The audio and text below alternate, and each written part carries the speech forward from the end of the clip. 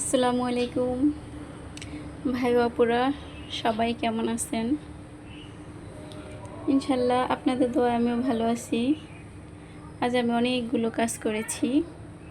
যে আমার রান্নাঘরের থাই গ্লাসটা অনেক বড়, এটাকে আমি পরিষ্কার করেছি ঘষে ঘষে। দেখেন, এটুক জায়গা আমি পরিষ্কার আর করতে পারিনি।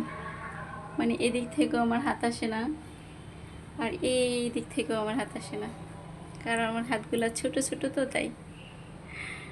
আমার শ্বশুর শাশুড়ি উমরা হজে গিয়েছে, তাই আমি এই ফাঁকে একটু একটু করে বাচ্চাদের মাদ্রাসায় নেওয়া আসা, সংসারের কাজের ফাঁকে ফাঁকে কাজ করতেছি, পরিষ্কার করতেছি।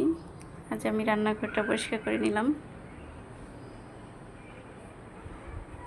আগামীকালকে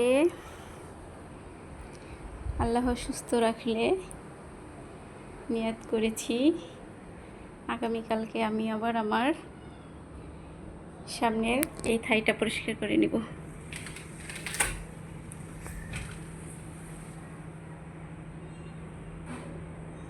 মেয়েদের কত কাজ করতে হয়।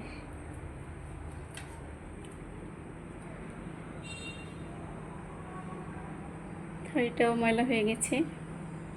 বাচ্চাদেরকে নিয়ে সব সামলানোর পরে ফাঁকে ফাঁকে সময় করে এগুলা করে নিতে হয়।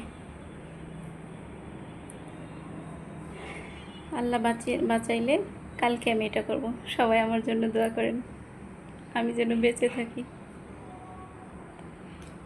বাই বাই, আল্লাহ হাফেজ, আসসালামু আলাইকুম।